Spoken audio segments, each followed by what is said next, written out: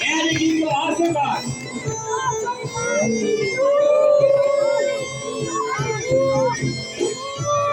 Så får vi lige en dametur på Emma.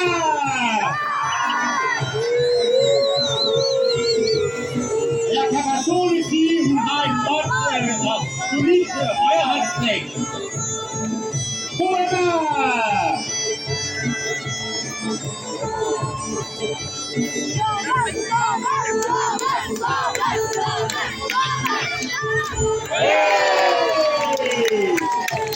Jeg kunne mærke varmen.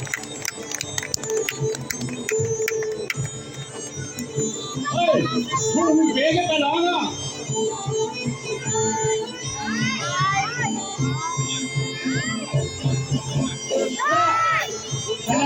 Jeg tror, Emma tog begge balloner.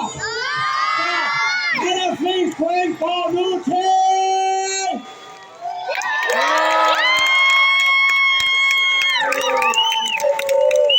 Vi har hele tiden været i favorithold. Men det er jo jer, der vinder!